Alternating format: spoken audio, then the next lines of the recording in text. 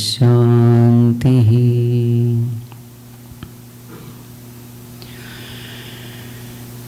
शंकरा चंद्रशेखरा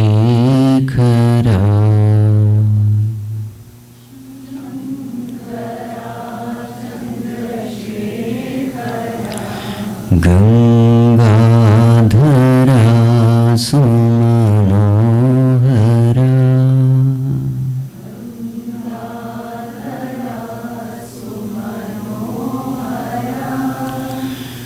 पाहि मां परमेश्वरा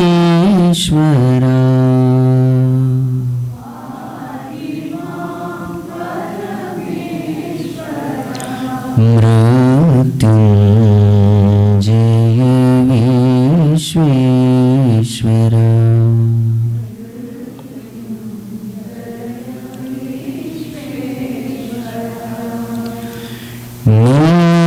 नीलकंठ भालनेत्र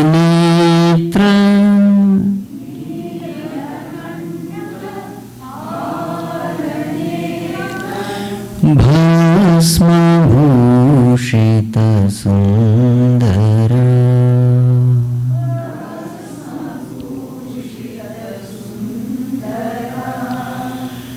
पाहि मां करुणाकरा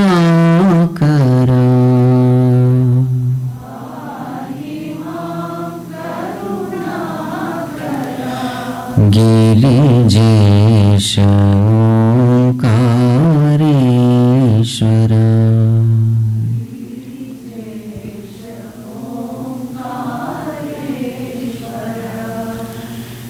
शंकरा चंद्रशेखरा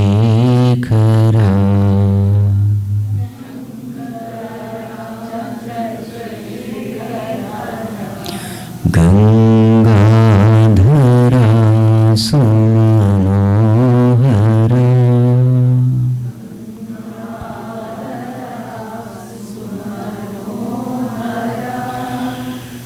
पाहि मां परमेश्वरा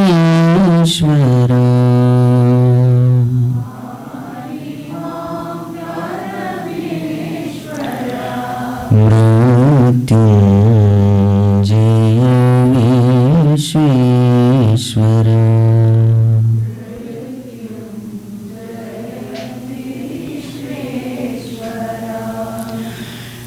तांडव प्रिय नटेश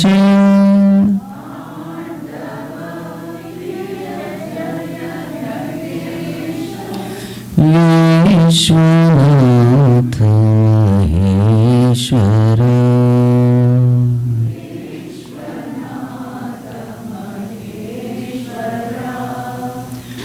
पाहि मां भयंकरा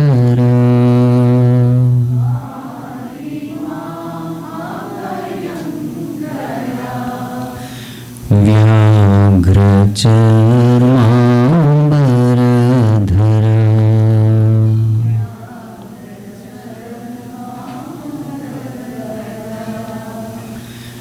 शंकरा चंद्रशेखरा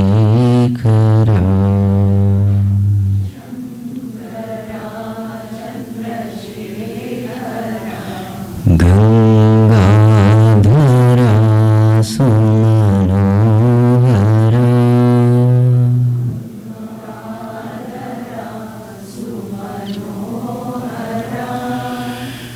पाहि मां परमेश्वरा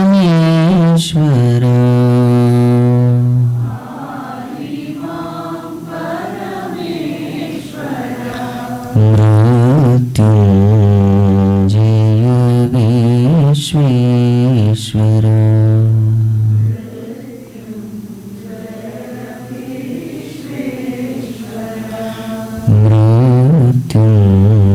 Mrityunjay Vishweshwara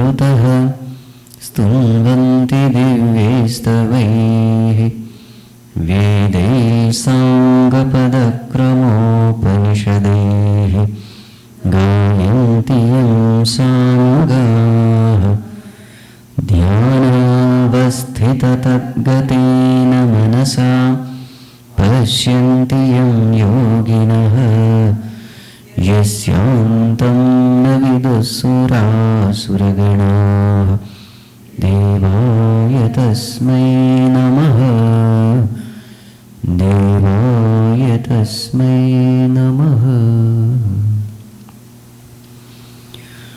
Let us chant the first 5 verses together. Om Shri Paramatmane Namaha. Atha Panchadashodhyayah Purushottama Yogaha. Shri Bhagavanuvacha Urdhvamoolamadha shakham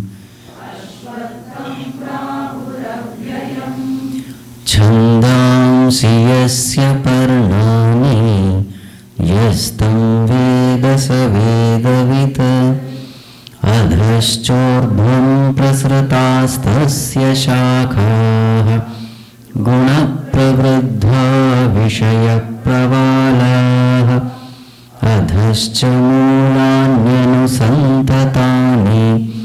karmanubandhini manushya-loke narupamasyeha tathopalabhyate nanto na chadirna cha sampratishtha ashvatthaменam suvirudhamulam asangashastrena dridhena chitva tatah padam tatparimargitavyam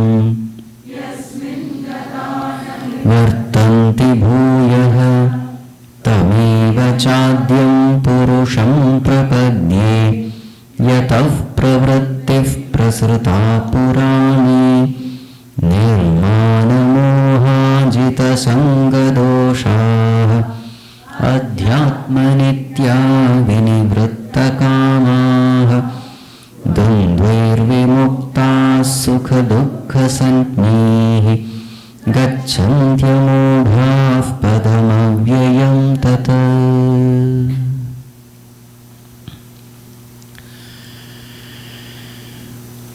The 15th chapter begins with a description of samsara vriksha. In our scriptures, the samsara is compared with so many things. Sometimes it is called as samsara sagara, ocean of transmigration. So what is that aspect there? A person who is drowning in an ocean is tossed up and down by the waves, and that person is helpless. So there is a helplessness there. Again, he cannot swim across by himself. Depth is infinite, width is infinite. He is totally helpless. Again, he drinks that salty water to quench the thirst. What happens? More thirst. So sense pleasures are also like that. And finally, he dies there. Samsara Sagar. Sometimes this samsara is compared with mirage water. Maru Marichika. So you think there is water far away, especially in desert. And then you are going. But actually there is no water, it's only appearance. And in the process, in that heat, you are tired, exhausted, scorched in that sun. So that suffering is pointed out. Sometimes this samsara is compared with a snake, python. Kala Vyala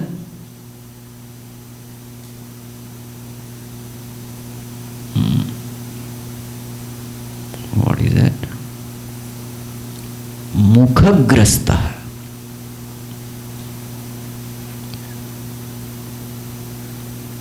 There is a python and we are all inside the stomach of that python.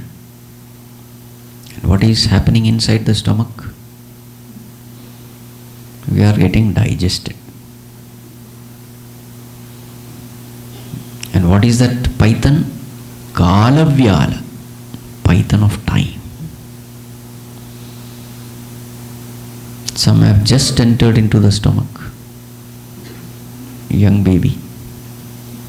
Some are half digested, white hairs. Some are almost digested. Kalavyala mukhagrasta. Mukhagrasa. Caught in the python of time. Sometimes this samsara is compared with bhavakupa, a well. So in that well where there is no water. So we are in that well, fallen. So what does that person think? I know everything. He doesn't know that there is an infinite world outside. He thinks that world of well itself is everything. He lives in his own world, thinking that he is the king.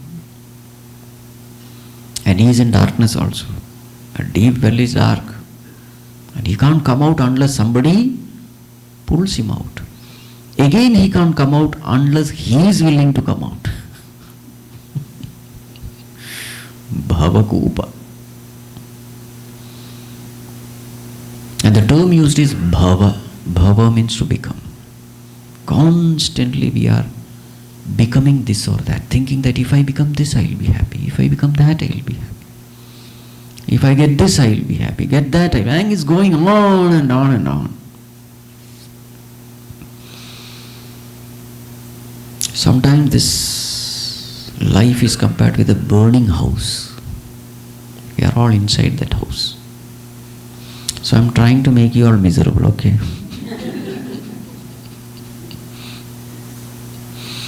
Burning house, and you are comfortably sleeping inside. This house is a burning house. A day will come. Idam shariram parinamapeshalam patatyavasyam slathasandhi jarjaram kimaushadhi klishyasi moodhadurmate niramayam Krishna rasayanam piba. A day will come when this body will become infirm. All joints will become weak. Patati avashyam. Definitely it will fall. Hey moodha. A time will come when no medicine will work. Why are you troubling yourself with various medicines? But there is one medicine which will work. What is that medicine? Krishna Rasayana. That will work. How will it work? Not that it will protect the body, but it will make you know that you are different from the body. That's how that medicine works. So in this way, there are so many ways in which Mahatmas have tried to make us understand what is worldly life. So here, that worldly life is compared with a tree. So here it is not the pain aspect which is described. What is being described is there are so many important things which is not available for perception. The most important thing is the root. Just like in a tree, you see only the external stem, the branches, the twigs, the leaves. But the real thing that is supporting the tree is not seen. What is the real thing? That central root. In the same way, we are all living, but there is some entity in us which is supporting this entity, this Jivatma, which is not seen. The seen is unimportant. The unseen is the most important. Again, this world that we create for ourselves, It is only an effect. What is the cause? The unseen desires are the cause. The unseen vasanas are the cause. Unless your attention goes there, this external tree cannot be destroyed, the tree of transmigration. This tree will go on and on and on. How will it go on and on and on? New branches will keep coming. How will the branch start? What is that term? Pravala. One nodule or bud will appear, and it will slowly grow into branch, and simultaneously secondary branches will spread. Finally that branch might die, but another branch will come. Again nodule or bud will appear. Sense objects will keep changing. I will go on jumping from one sense object to another. Branches will keep on changing one after the other. This way, this tree is avyayam, imperishable. Nanto nachadir nachasam pratishtha. There is no beginning for this tree. If you continue like this, there will no end also. You can go on. Somewhere I feel, you see, whatever you desire, when you get it, no, at that time you think, this is not what I wanted. Maybe that is what I wanted. Always you will find that the grass on the other side is greener. This is samsara vriksha. A sports person, his life is over by the time he reaches 35, 40 years. Then he thinks, I think I should have become a politician. Politician you can bat till 100 years, till you are out, physically out. I think that profession is better. Then this cricketer becomes a politician. It goes on and on and on. There's no end. Everybody is thinking that the other person is happy. And then comes that nodal or bud. So this samsara vriksha goes on and on and on. There is no end. So you have to consciously chop it down. That is the only way. What is the way? Asanga shastrena drudhena chitva. Cut it off with that axe of dispassion. As long as passion is there, no dollar word will appear. Dispassion, it stops there. First step, understand that desire is the cause of all problems. The moment you desire anything of the world, you will have to come to the world. I am in this world because I desired the world. Don't say God pushed me into the world. Generally when sorrows come, then you say, God, why did you create this world? Why did you send me into this world? As if he has no other job. You asked for it. We asked for it, therefore we are here. And therefore, when we are here and when we suffer, you cannot blame God. So that is why throughout Bhagavad Geeta, if there is something which is constantly repeated, being repeated, what is that? Mam ekam sharanam braja. Come to me. Whatever you choose, you will get. And in that lift of choice, I am also there. You can choose the world or you can choose me. If you choose the world, I will have to send you to the world. If you choose me, you will become one with me. Therefore, make the right choice. And what is the right choice? That also Bhagavan has pointed. Choose me only. Mayeva mana adhatsva, mayi buddhim niveshaya, nivasishyasi mayeva adhaurdhvam na samshaya. Antakale cha mameva smaran muktva kalevaram yav prayati sa madbhavam yati nastyatra samshaya. Tasma sarveshu kaleshu mamanusmarayatyacha. Mayarpita manobuddhihi mame vaishyasi asamshayam. Again and again, again and again, again and again, every chapter. Devan devayajo yanti, pitrun yanti pitrun vrataha, bhutani yanti bhutejyaha. What is that? Yanti madhyajinopi mam. Those who seek me, they come to me. So don't make a wrong choice. Otherwise you will come back. So the PFT has a choice. The BMI chart. PFT has a choice. What is the choice?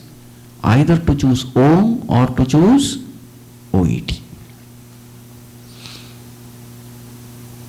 So if he has to choose Om, what should he do? He has to get rid of V. V is the cause of OET. That is called as Asanga Shastrena Dridhena Chitva. Destroy that V.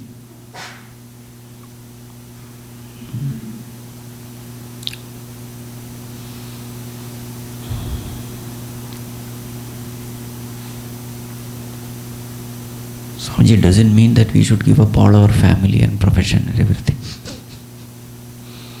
Giving up all religion. That is why, now that we are in this world, we have duties, we have responsibilities. What should we do? We should divinize it. How to divinize our worldly duties and responsibilities and relationships? When I do my duty as a worship of God, then whom am I giving priority to? To result or God? God. When you are giving priority to the worldly result, that means you are giving importance to the world. You are asking for the world. Karmanye vadhikaraste ma phaleshu.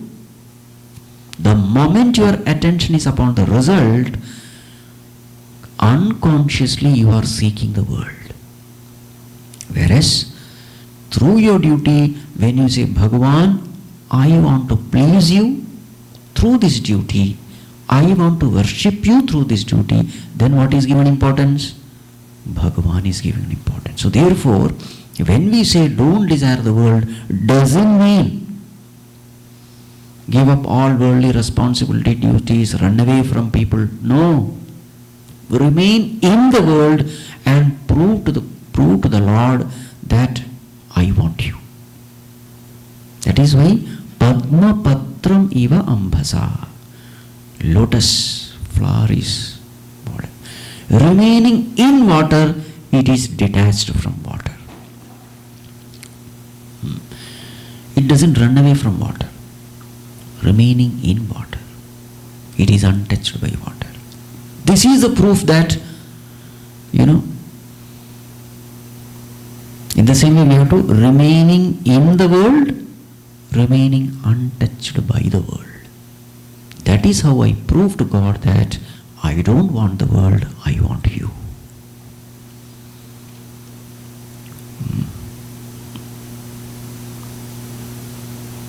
And how do I know I want the world or I want God? At the seat of meditation, it becomes clear. I may think that, I may do a lip service also. Bhagavan, I want only you. I am fed up. Enough of this world. But at the seat of meditation, what is the mind doing? Deep down in the subconscious mind, what is there, we ourselves may not know.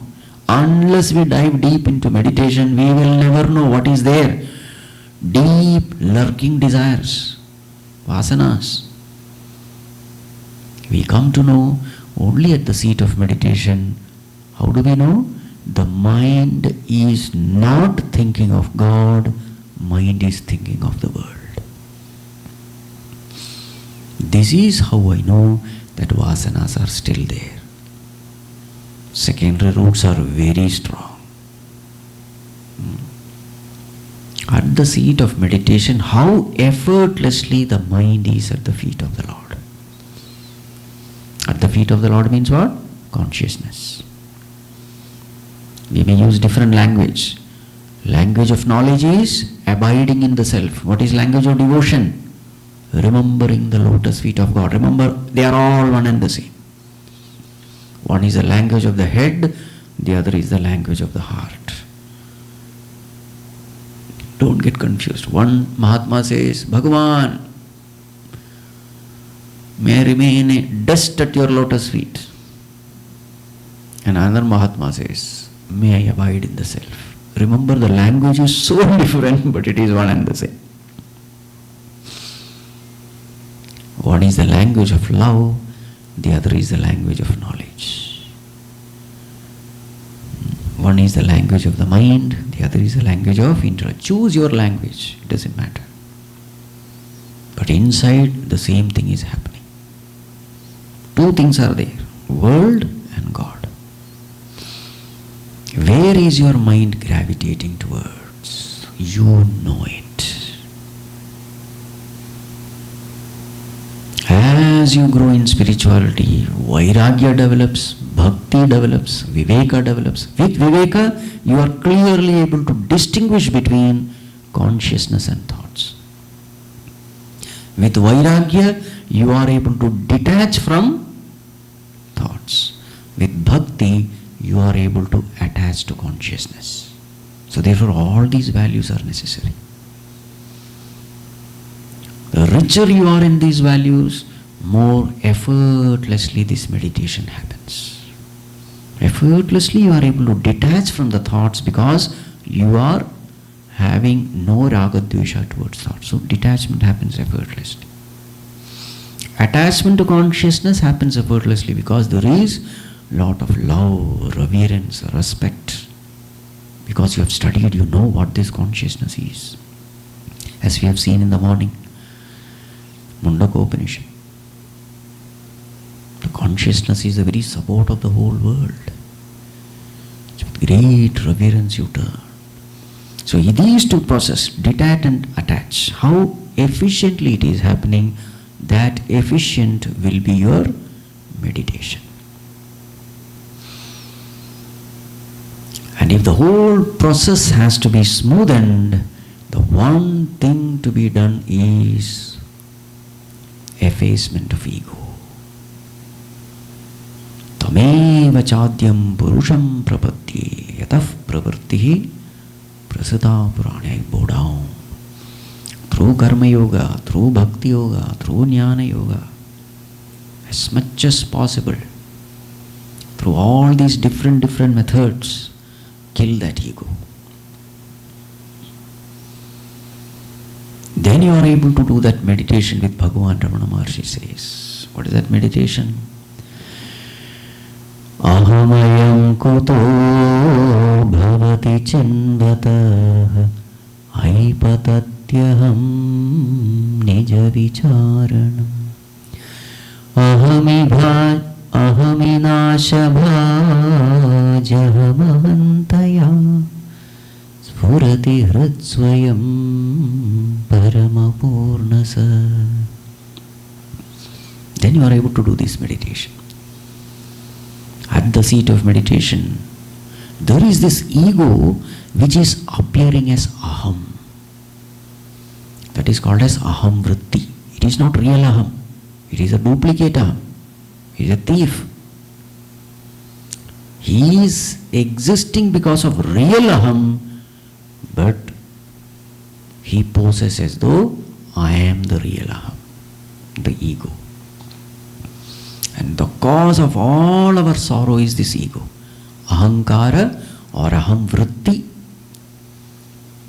the notion that this body is me. Remember, aham vritti is a notion.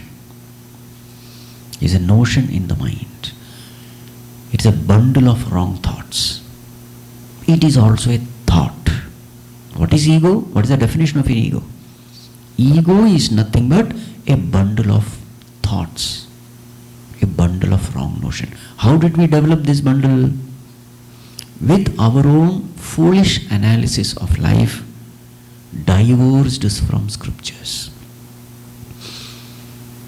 So then I saw somebody, yes, this person is active when this person's body is active. When the body is gone, he is gone. When the body is there, he is there. Therefore, my analysis and conclusion. What is it? This person is the body. Therefore, I am this body. When this body is born, I am born. When this body is dead, I am dead. So this is the first wrong notion. What is that? I am the body. This is the root basis of the ego. And now body has lot of properties.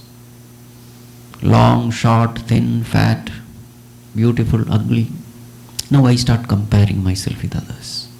I am handsome, I am ugly, I am thin, I am fat, long, tall, dark, fair. Remember, these are all notions. I go on building notions. At the physical level, at the emotional level, I go on building notions. I am an emotional person, intellectual person. Slowly, there is a big bundle of notion. And that bundle of notion is what is called as ego. Ahankara. Upadhishu aham iti karoti iti ahankara. In the instrument, the sense of identification and saying that this is me. That is called as ahankara. It's a wrong notion, born out of wrong analysis.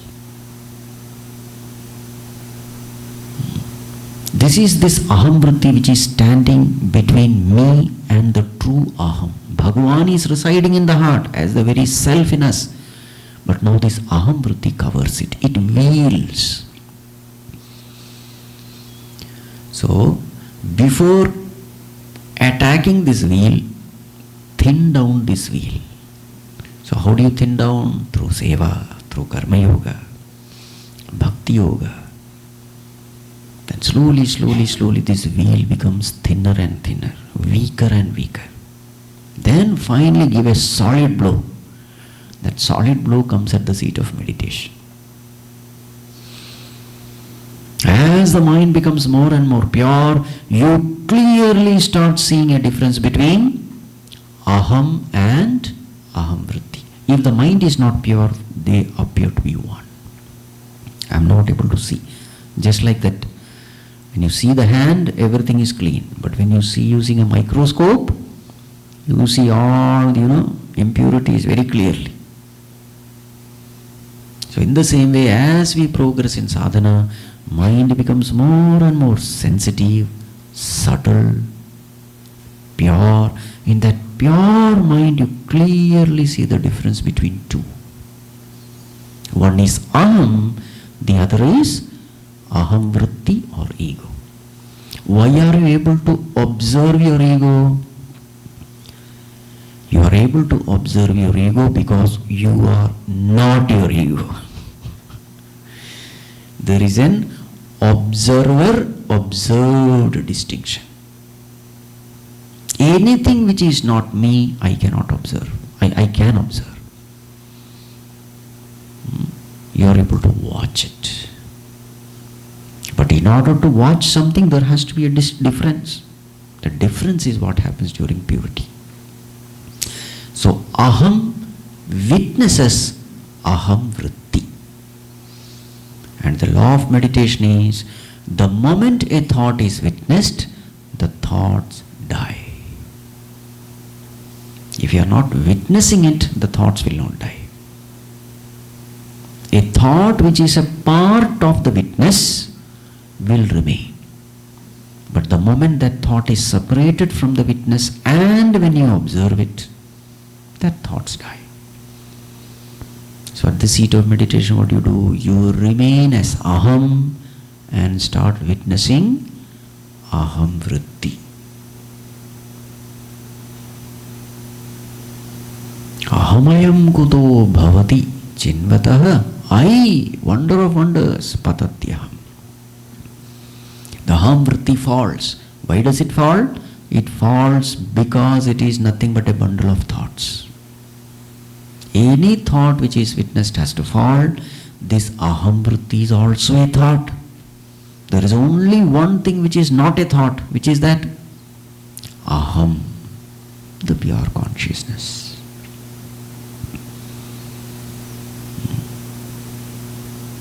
So the ability to observe one's own ego as an object, this is a great achievement. Now what is our condition? ego is the subject. Now you can't observe the subject. In the name of meditation, at the most, what we are doing? Aham vritti is observing the idam vritti. You know what is idam vritti? All the other worldly thoughts. Worldly thoughts can be observed by aham vritti. Then what happens? Idam vritti dies down. There is a peace, no doubt. When idam vritti falls, there is a peace.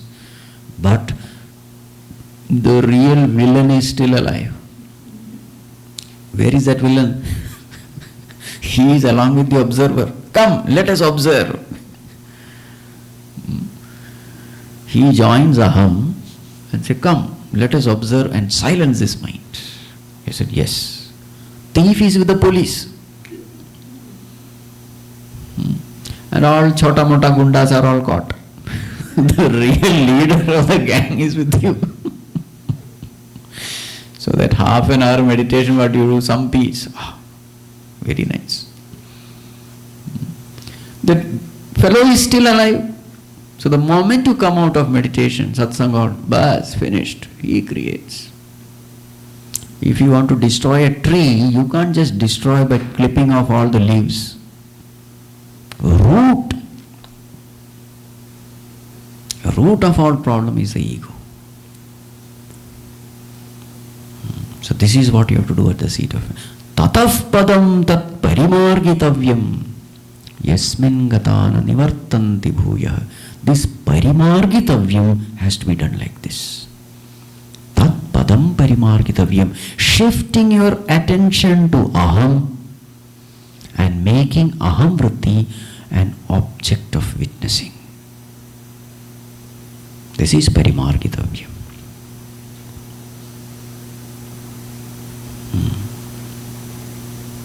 Now see, at the seat of meditation, if you have to make this ego an object, you must have lived such a life in the waking time during the worldly transaction. During the worldly transaction, when I take decisions for the welfare of the totality, keeping aside my ego, you see, that is called objectification of the ego. Not giving any priority to the ego,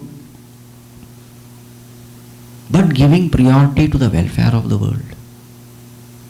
That is in a way objectifying ego.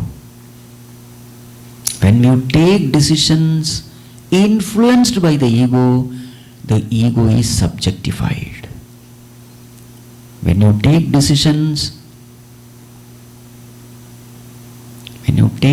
decisions against the ego for the welfare of the world, ego is objectified. Are you able to understand what I am saying? More and more our decisions are influenced by the ego becomes more and more subject. It becomes closer to us. Just like any relationship, you take decision in favor of a person, that person comes closer and closer to you. That person becomes as though a part of your subject. He is our own person. He becomes a part of the subject. Remember, subject cannot be objectified. So in life, intelligently you will have to live. That is called a spiritual living.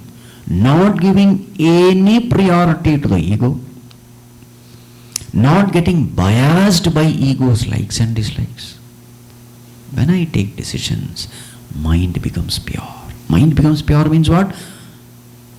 Slowly you start able to see the distinction between aham and aham vritti. A person who lives a selfish life, he will never be able to witness the ego at the seat of meditation. That ego, aham and aham vritti, they always remain together. Then who will watch whom? At the most, that person can watch idam vritti, not aham vritti. So that is why karma yoga is mentioned at the beginning. First is not dhyana yoga, first is karma yoga. Live a good life. Live an egoless life, selfless life. Thus weaken that ego. Then at the seat of meditation you can do this. So this way, Karma Yoga, Bhakti Yoga, Jnana Yoga, this is called as Adhyatma Nityaha. Living a spiritual life. Whether meditation, whether prayer, many times our spiritual activity can boost our ego. Be very careful. Just because you are doing sometimes we do bhajan, kirtan. I am a better singer. I am not given the mic. Other person is given.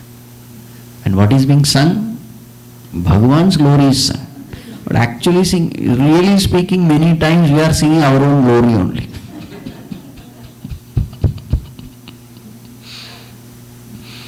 We have to be very, very careful. Am I singing for the Lord or am I singing to show off? Others should know how great a singer I am.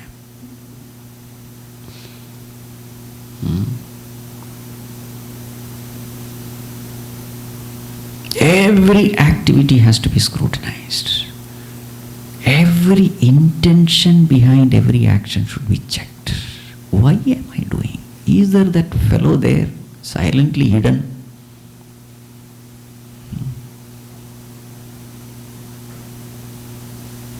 Everywhere, somewhere that ego is there, trying to show off, trying to impress others. So this holier than thou attitude, you have to be very careful. In spirituality it comes.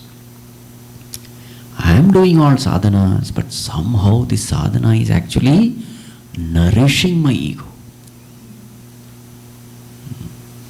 Adhyatma Nitya. So all these things should be done. Only then that higher meditation can be beautifully done.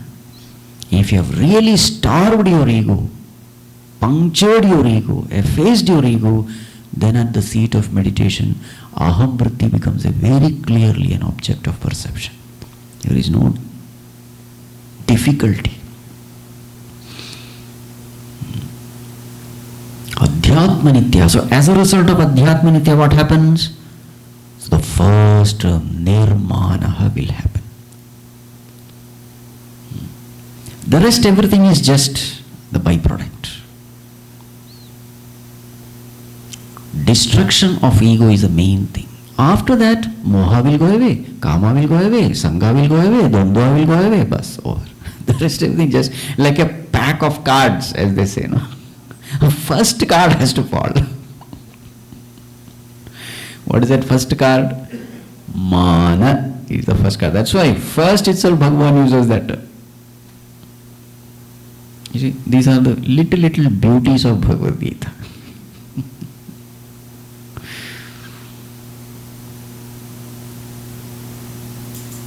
Aham apetakam should happen. Then spirituality is beautiful journey. And you will find there is only one thing you need to do. As you are doing what you need to do, Bhagavan start doing what he needs to do. On two sides things happen. What is my practice? Dasoham is my practice. Aham shunyosmi is my practice. What does Bhagavan's grace do? As I am practicing Dasoham, Bhagavan's grace does Soham. Makes us experience that we are none other than his nature only. As I am practicing Aham Shunyosmi, Bhagavan makes us realize Aham Brahmasmi. So Aham Brahmasmi experience is coming out of grace. So we have to understand what is grace and what is self-effort. Puncturing the ego is self-effort. Experience of fullness, infinity is grace. Something which I do, something which Bhagavan does. What is the mistake which I do? I don't do what I am supposed to do. I am trying to do what God is supposed to do. So at the seat of meditation, Am Brahmasmi, Am Brahmasmi, Am Brahma. Nothing will happen. Ego is saying, I am Brahman. Deep I know I am not Brahman, but still scriptures are saying maybe through japa, maybe something will happen. Nothing will happen. You will create a lot of noise and disturb everybody, that's all.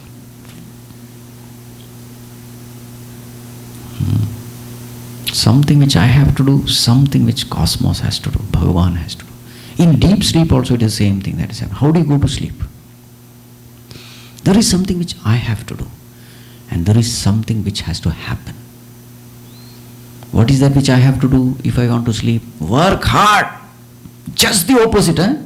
In sleeping, you are not doing anything. In working hard, you are doing a lot of things. Just the opposite. 180 degree. Work hard, get exhausted, tired, and then lie down. In no time you will go to sleep. Did you go to sleep? No, it just happened. What is my role? Nothing. I just allowed it to happen. I just waited patiently, invoking His grace. Then something happened, isn't it? Two things. There is something which I have to do. There is something which I have to allow it to happen.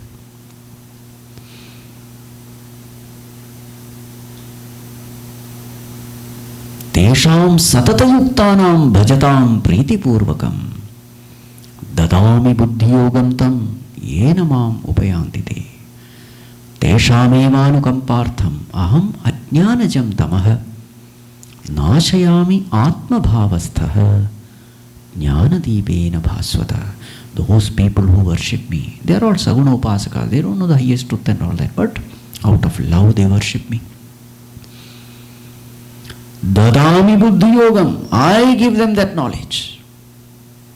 Teshameva anukampartham, out of my compassion, I light the lamp of knowledge and destroy the darkness of ignorance. You see, I must become deserving for His grace.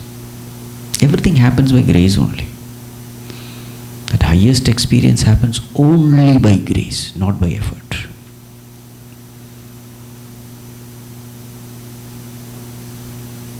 That's why in Sundarkand, that beautiful portion, Hanumanji burns Lanka, finds Sita Mata, comes,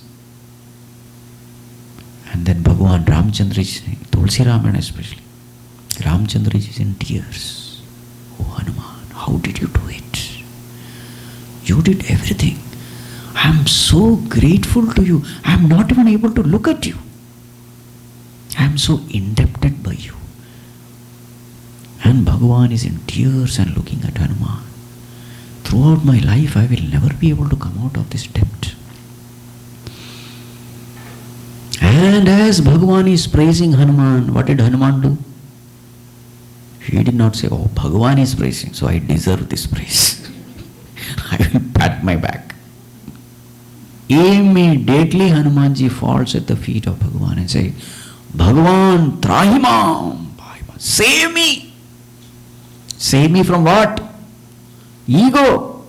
What else? Mana. He falls at his feet, Bhagavan's feet. Then Bhagavan lifts him, hugs him, makes him sit next to him. This is called as Aham Brahmasmi. What did Hanumanji do? He did not say, Bhagavan, we are same, come, let us sit together. How awkward it would be. Isn't it? Our job is at the feet of Bhagavan. Bhagavan may lift us and make him. That is his freedom. You see? Hanumanji was at the feet of Lord. Bhagavan lifted and hugged him. That hugging is called Aham Brahmasmi. That he has to do. And how to qualify for that? By eradicating this ego. And this eradication of ego is something which we alone have to do. Others cannot do. Even Bhagavan cannot do. Because eradicating the ego means stepping out.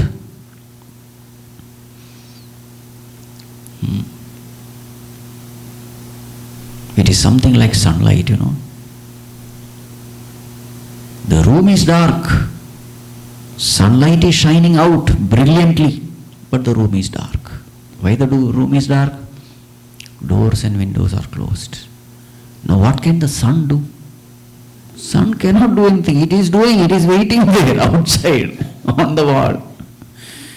The one who has to do is the one who is suffering darkness. He has to open the windows. And the moment the windows are open, sunlight is in. There is something which we have to do, and there is something which God has to do. God is doing what He is supposed to do. You don't have to worry about Him. We are suffering because we are not doing what we are supposed to do. So when we do, that is called as Adhyatma Nitya. So really speaking, Adhyatma Nitya is only this, puncturing the ego through various ways. Through seva, through selfless service, you puncture the ego. Remember, service itself should not enhance the ego. Remember, all sadhana can enhance the ego. You can have ego of, oh, see, I am serving the bigger Swami. The other person is only serving the lower Swami. Worldwide head I am serving. Therefore, big head.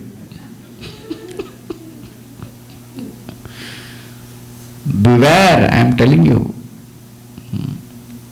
That is why we are stuck. Though we are in spiritual organization, nothing is happening. There is a reason. Every sadhana becomes an ego trip.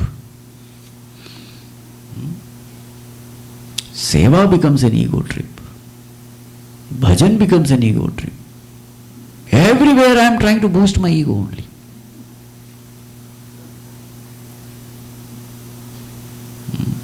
Now here, don't say, hey, that person, this person. Look at yourself.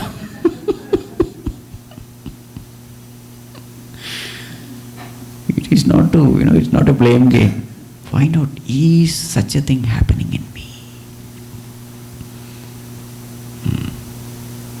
Any job given, you should do it. It is a seva of Bhagavan. It may be cleaning the bathroom. I will do it because that is Bhagavan's work. Don't say, this I don't like, that only I like. I want to be always near big Swamiji and serve him, massage him, feed him. That is big seva. Clean toilet, cleaning toilet. You see, Bhagavan doesn't care what you do. Bhagavan is seeing only this mana is there or not. Even the greatest seva can be a greatest bondage for you. So, through Karma Yoga, you puncture that ego. Through Bhakti Yoga, saying, Bhagavan, I am nothing, you are everything. And the heart is filled with Bhakti, know for sure that he is happy. If Bhakti is not coming, then there is some problem. Jnana Yoga, you understand the illusory nature of ego. So through all yogas, you are attacking that mana only. Nirmana must happen. Then your spiritual progress will be very fast. And always keep this in mind, I am here serving the mission for my spiritual progress only. And unless you are progressing in spirituality, you can be of no help to others. Many times people come here, do seva, after a few years they go away. There's a lot of politics. Politics is in your head. Who is a loser? You are the loser.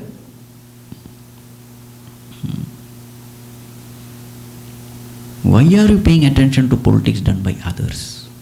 Come here, do whatever seva you can, and then grow spiritually. You see?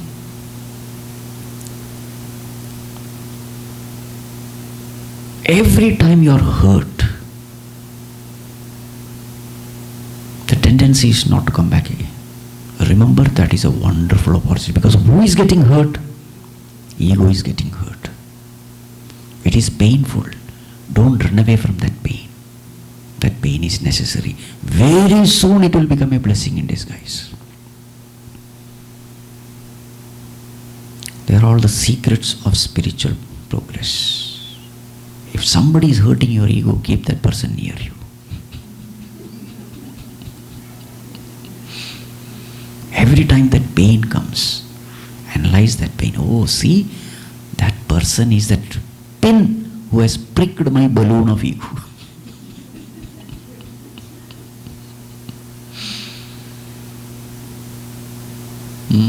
Then there is a opportunity to rejoice in every hurt, because my real enemy is dying. When the wound is cut and pus comes out, are you happy or sad? You should be happy. Impurities are going out. Isn't it? This is the way spiritual person thinks. Generally, what is our attitude? When somebody hurts, that person is not good. Then you are ruled by your ego. It is the ego which is making you tell that that person is not good. Because ego is dying. He can't stand it.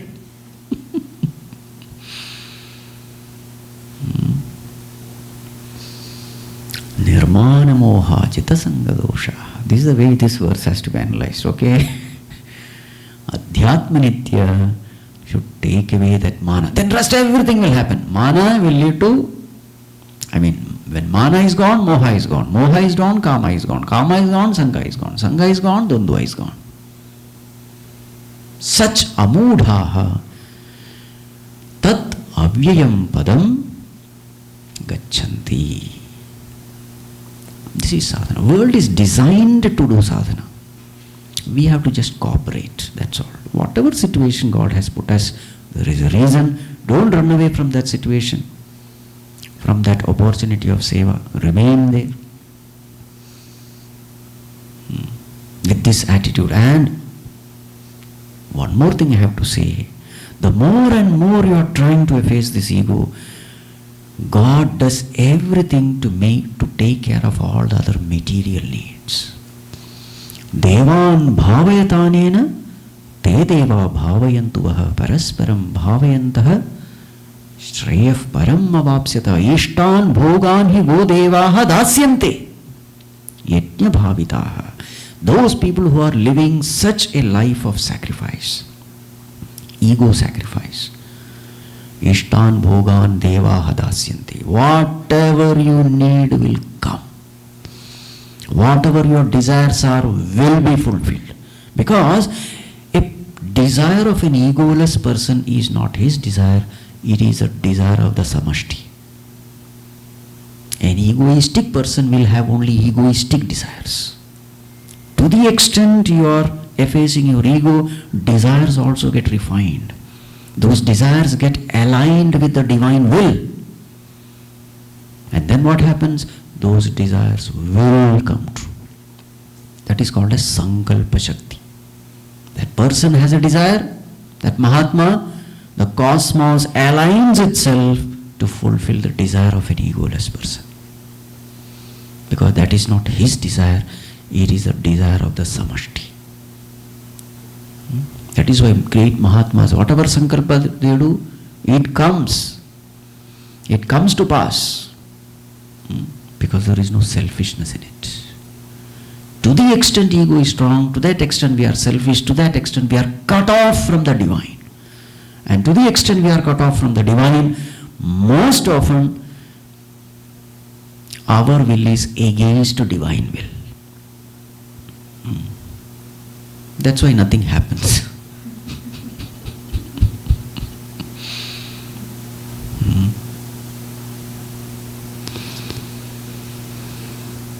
So, with this sadhana when you do, mind becomes purer and purer and purer, and slowly you clearly see your own self as that Bhagavan.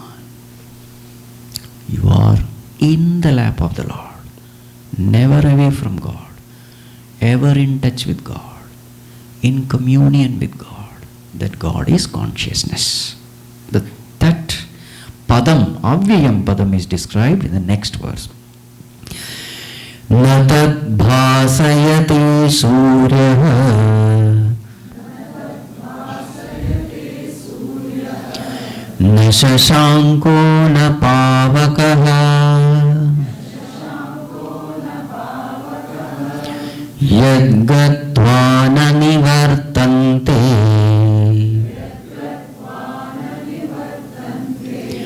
tadhama paramam mama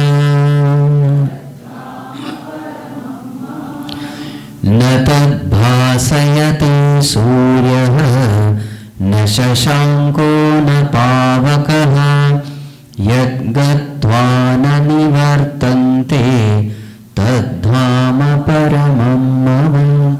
Tadhama paramam mama. Tad mama paramam dhamam. That is my highest abode.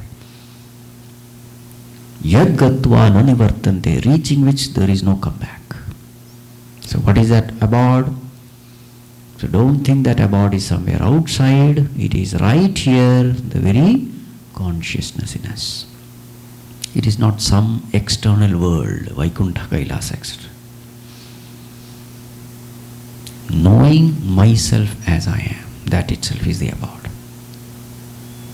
Destruction of aham vritti, experience of aham. Aham itself is the abode.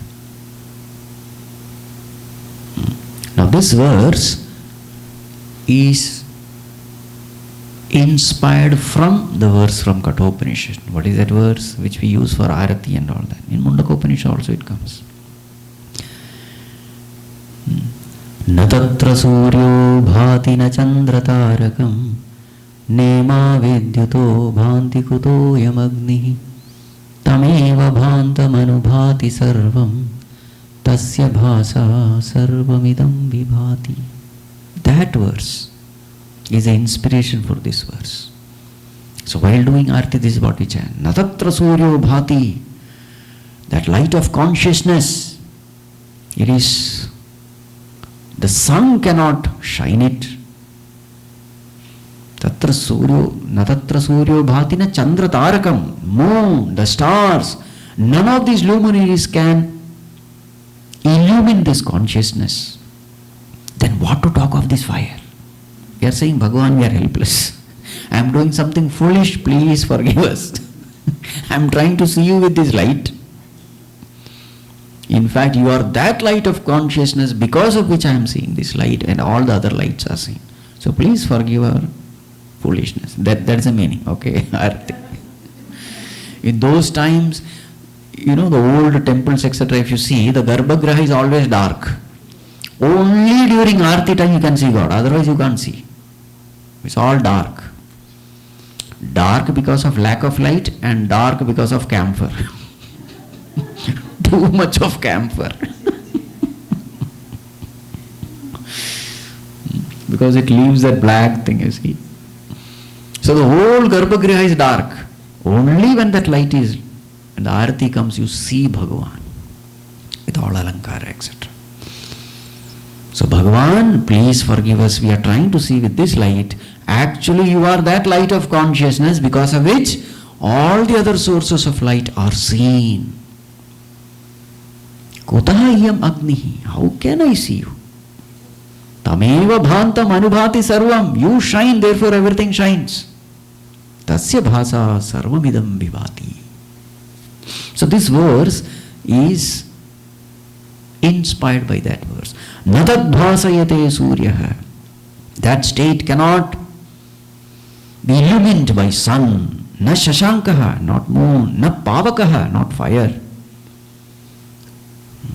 So that is that light of consciousness, in the light of which everything is seen. Now, how do you define light? Light is that in the presence of which something is seen. Yes or no? Light is that in the presence of which a thing is seen. If this is the definition of light, You see, external light can show us only things. Whereas this light of consciousness, it can not only show us things, it can show us, you see, all the sense organs. The sense organs are also in a way light only. In the presence of that sense organ, that sense object is perceived. Therefore, it is a light. In the presence of the ears, sound is perceived. Therefore, ears also is a light. Because sense object is perceived. This is from the higher meaning. All the sense organs are able to perceive their sense objects because of the light of consciousness. So in the light of consciousness, Shabda, Sparsha, Rupa, Rasa, Gandha, everything is perceived.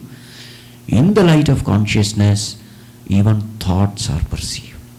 Thoughts in the mind. So that light of consciousness, in the light of which these things are perceived, that must be the ultimate light.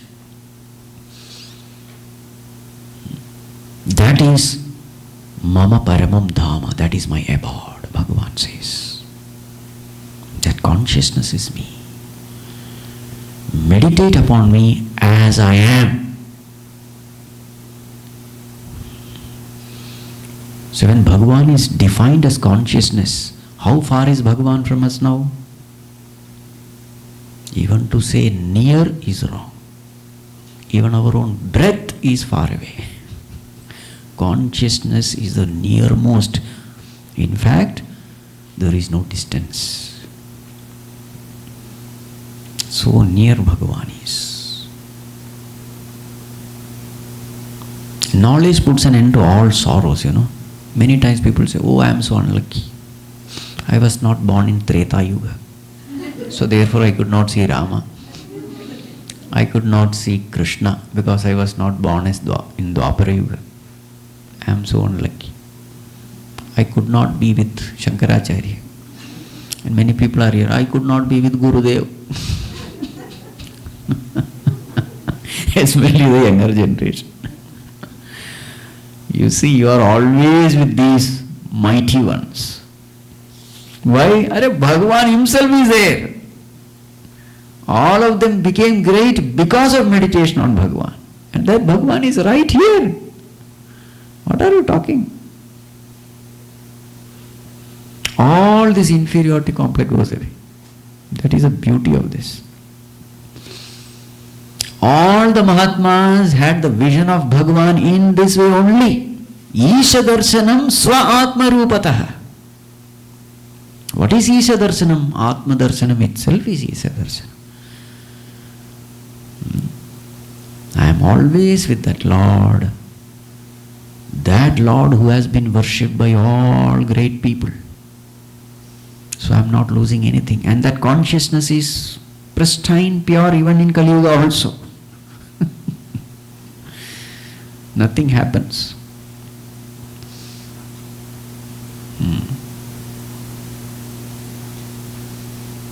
Avajananti ma mudhaha manushim tanumashritam param bhavam ajanantah mama bhuta maheshwaram. Bhagavan is lamenting. I am there right in this body, in his heart, but everybody ignores me. Avajananti, disregard me, ignore me. They don't know me. Mama bhuta maheshwaram, I am the Lord of this universe, I am there. But the fellow disregards me. What to do? Krishna is crying. Kshetrajñam chapi mam vidhi sarva kshetreshu bharata. In every heart I am the kshetrajña, knower of the body, knower of the thoughts. That knower, who is he? I am.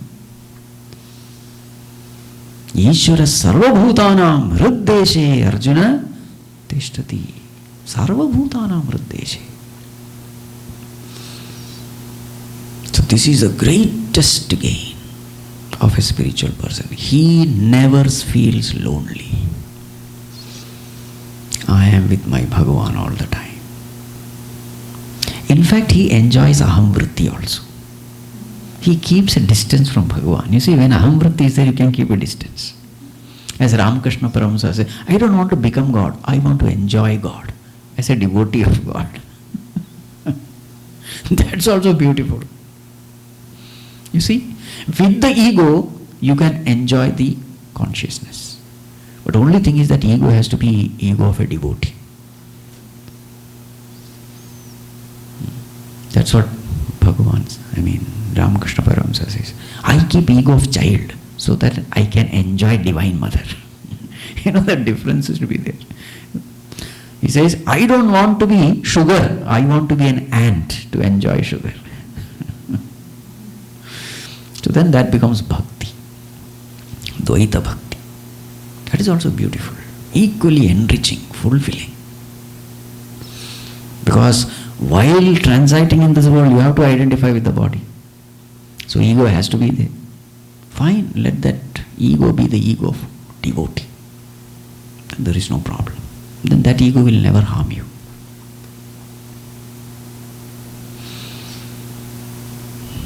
But those people who ignore this beautiful path, what happens to them? Transmigration. How do they go through transmigration? That is the next topic. 7, 8, 9. Mamaivansho jivaloke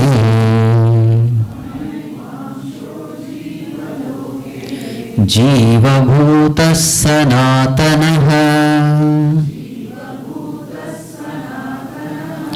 manashashthani indriyani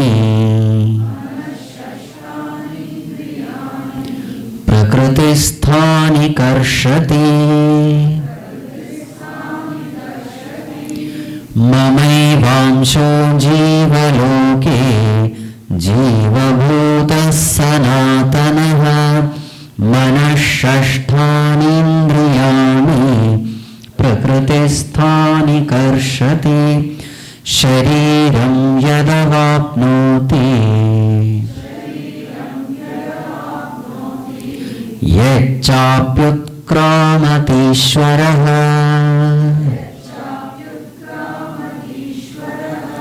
Grihitvaitani sanyati Vayurgandhani vashayat Shariram yadavapnoti Yacchapyutkramati Grihitvaitani sanyati Vayurgandhani vashaya Shrotram chakshusparshanam cha Rasanam ghranameva cha Adhishthaya manaschayam Vishayanupasevate Shrotram chakshusparshanam cha Rasanam ghranameva cha Adhishthaya manaschayam. Yes. Now this Jivatma, Bhagavan says, Mama eva amshaha. He is my own part, my own expression. Jiva bhutaha, the one who has become this Jiva. Sanatanaha, he is also eternal. His nature is also like me only. He is also Satchidananda Swarupa.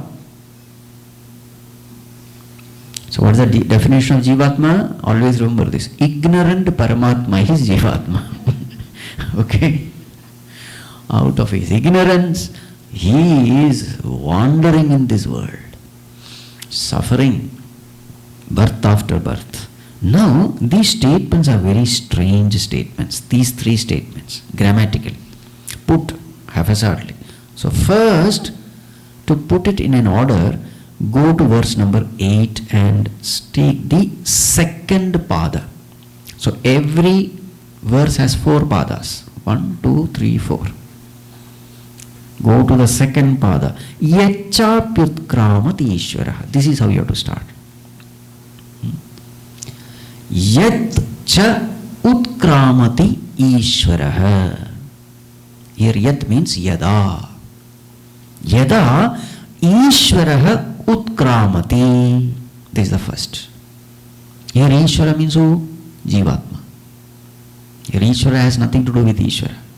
This Jivatma. Now what we are going to describe is how this Jivatma leaves one body and goes to the other body. This is what is the description here. Yada, when Ishvara means Jivatma, Utkramati, he leaves that first body. Tada, then what happens? Come to verse number 7, third pada and fourth pada. Tada prakriti sthani manashasthani indriyani karshati. Did it make sense? Yada Ishvaraha utkramati. There Ishvara means what? Jivatma. When he leaves the body, what does he do? Prakriti sthani. Here Prakriti means physical body. That which is situated in the physical body. What are the things situated in the physical body? Manashasthani indriyani. The 6 indriyas, including mind. The pancha jnanendriyas and the mind. 6. What does he do? Karshati, takes. Withdraws. Yada Ishvaraha utkramati tada prakriti sthani manashasthani indriyani karshati. Then what? Come to verse number 8. Third pada, fourth pada. Etani grihitva sanyati. Taking these 6 entities, sanyati, travels. How? An example is given. Vayu gandhan iva ashayat. How does he take these 6 entities? Just like Vayu, the wind, takes gandhan, the fragrance of ashayam, flower. So just like the wind takes that fragrance from the flower, silently, unknown to any, in the same way, when this Jivatma leaves the first body, he takes these 6 entities along with it. Got it? Now comes to the first quarter of the 8th verse.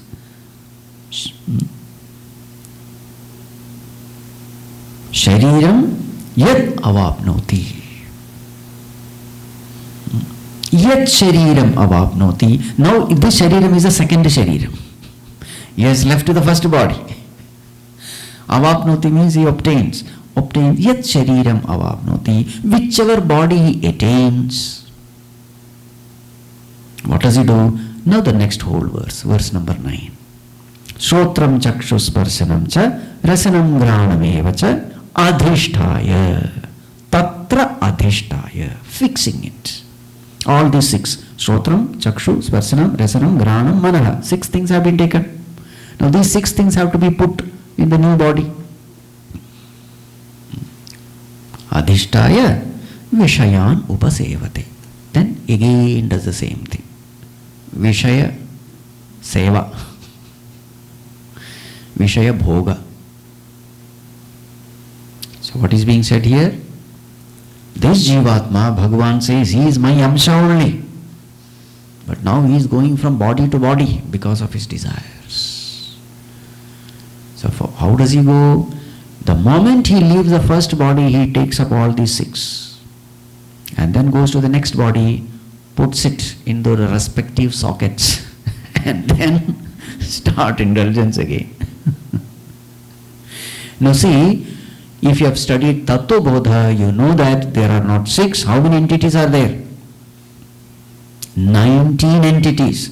Pancha karmendriyani, Pancha jnanendriyani, Pancha pranas, Mano, Buddhi, Chitta, Ahankara. So how many total? 19. All that, because what is being taken is Sukshma Sharira. So if you have studied Tattva Bodha, you know it. Bhagavan has made it very simple. 19 is too much. You remember 6, that is enough. Many places Bhagavan has simplified everything. Only 6. Pancha jnanendriyas and 1 mind, enough. But actually speaking, it is the whole Sukshma Sharira that is taken up. So what is being said here is, when a person dies, When he leaves the body, he takes the Sukshma Sharira also. It is only the physical body which is left. Subtle body goes along with this Jivatma. And this subtle body continues his journey in another physical body. That is the whole thing. More of it, I think we will see tomorrow. Om Sarve Bhavantu Sukhinah Sarve Santu Niramayah Sarve Bhadrani Pashyantu Ma Kaschid Dukkha Bhag Bhave Asato Ma Sadgamaya Tamaso Ma Jyotirgamaya Mrityorma Amritam Gamaya Om Purnamadav Purnamidham Purnat Purnamudachyate Purnasya Purnamadaya Purnameva Vashishyate Om Shanti Shanti Shanti Harihi Om Shri Gurubhyo Namaha Harihi Om.